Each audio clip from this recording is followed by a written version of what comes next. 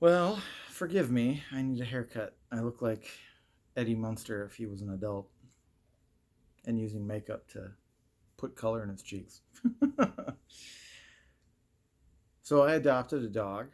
I wasn't expecting to adopt a dog, but it clearly was eventually going to happen. And it made me realize a few things about myself. The whole process of looking at dogs and then going and visiting a dog and then actually taking a dog and bringing it home. Uh, I, I at first I was looking at dogs all over the northern Midwest. I was looking at the Wisconsin Humane Society. I was looking at shelters that are closer to me. I was looking at shelters in Ohio and Minnesota and Illinois and Iowa even, and or I should say Ohio even. I mix up Ohio and Iowa all the time. Um, Indiana, Michigan. Did I say Michigan? I don't remember. Everywhere around northern Midwest. I found a dog that looked very similar to Loki, and his history was almost perfect. He was a puppy. He had been surrendered by an elderly couple who just couldn't take care of him because his energy was too high. So he came from a loving home. He had been at the shelter for 3 weeks, either 3 weeks or 3 months. The only problem is that the shelter was in Council Bluffs, Iowa, which is a 10-hour drive away from where I am. And I kind of felt like that's a 2 day journey to get a dog that I don't know if I'll actually get along with or not. Um, so I was kind of I was kind of making up my mind that I'm not going to go get this dog when I started looking deliberately for shelters that were closer to me. Um, and I don't know, people might think it is weird or creepy that I would look for a dog that looks exactly like Loki or looks similar to Loki, but I was kind of imprinted on this dog. I got used to having like this 20-pound dog that I could pick up and that trusted me and loved me. And, I put up a barrier in my living room so that he couldn't come into the living room sometimes. And he would jump because he would just be trying to get a look at me in the living room. And, this dog loved me. So it was hard for me to not look at other dogs and just try to get one that would look similar, because then I would just immediately have love for it. I wouldn't have to like build a relationship with it. Well, that didn't happen. I I looked at a lot of dogs in Wisconsin since that's where I live, and I went to a shelter that was about a 3-hour drive away to look at two dogs that I had looked at on their website. One of them was named Scrapper, and he was a small little dog, kind of similar to Loki, but not the same breed at all. He was just really a tiny dog. Um, and I met with him, and he was really energetic. He seemed really fun to be around. He didn't have any red flags. He didn't have any kind of aggressive behavior. He was a little mouthy when we were playing. Um, but I came out and I knew that there was another dog I wanted to look at, and everyone at the Humane Society was like, "You're going to adopt him then, right?" And I was like, "Well, I want to take a look at another dog." And this woman I don't know if she was lying or not, but this woman at the reception desk says, "I just turned a woman away because you were looking at him, and I thought you were going to adopt him." And I'm like, "Well, it's called a wait list for a reason. You wait to see the dog because you don't know if the person in front of you is going to adopt or not. So I don't know if I'm going to take him. I want to look at this other dog." So I looked at this other dog, Delilah, and she's a little pit bull. And she was a lot of fun. She was nice. She was real friendly. And they said that she hadn't bit anyone, but she was a resource guarder. So if you tried to come near food or anything that she thought was hers, she would bark at you and growl and was aggressive. And I liked her. She was small, even though she was a pit bull. She was real muscular, but she was still small. I could easily pick her up. And there was another woman who was there. She was literally in the lobby, and she was like, I wanted to look at Delilah too. What was she like? And I'm like, well, you can go visit with her. I'm not going to adopt her. I think the resource guarding trait was enough for me to say, I'm not going to take a dog that has any kind of aggression or any kind of bite history, because I don't want to have a dog that will be threatening to myself or my wife. Mimi is very traumatized by the multiple bites she received from Loki, so she's really wary about being around dogs now. And I think the only way to get past that is to have a dog that is very loving and affectionate and kind. And I wasn't even going to look at this dog because she's so big. Sylvie, come here. Yeah, I named her Sylvie because the shelter named her Zaza, and I didn't like that name. Zaza? But, oof, she's licky. All I gotta do is say her name or say, hey, are you a good girl? You're a good girl. Who's a good girl? Oh, yeah. She's very submissive. She's very affectionate and cuddly. I was in the room with her for about 5 minutes, and I just kind of like sat down with my elbow on a chair, and she came right up to me and like tried to curl up into my chest area. Like she tried to basically do what she's doing right now. Just curl up. She's a little wary about the phone.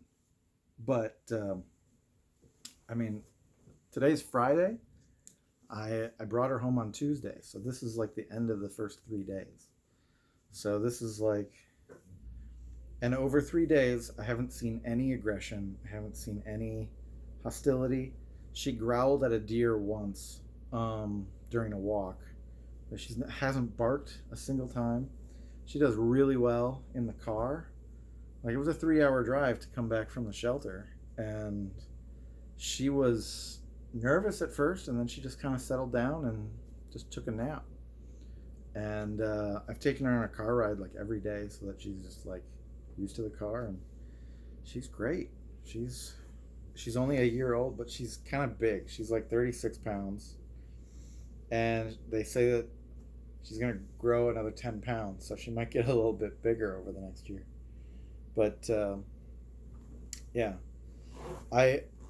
When I visited with the dogs, I called their names because they're named by the shelter. And Scrapper responded to Scrapper. Delilah did not respond to Delilah, and she did not respond to Zaza. And she didn't respond to Sylvie at first either, but oh yeah, I said your name. But I've been calling her Sylvie for the last 3 days, and now when I say her name, she'll look at me. Whoa. She just got spayed on Sunday, so she still has a little surgery stitch there, hasn't dissolved out.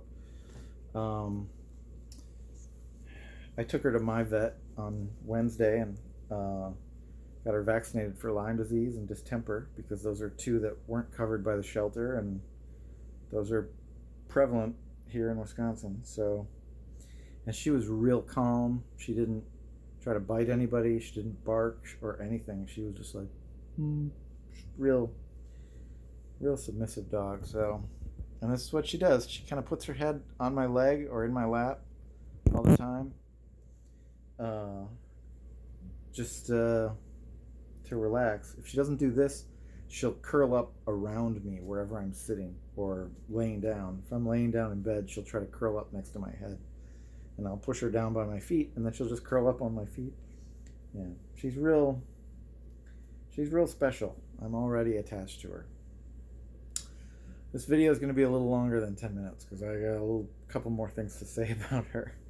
She was marked as a stray, but there was a note in her file that the guy who turned her in said that she was chained up in a yard and starving. And there was a note in the file that said you can't, you know, the original owner was not found, but the guy who turned her in referred to her as a stray, even though she was also chained up and starving in a yard. So, I don't know. I think you can kind of put two and two together and fill the cracks of that story to know that she was probably rescued from an environment that would have turned her into a bad dog. But she's a really good dog.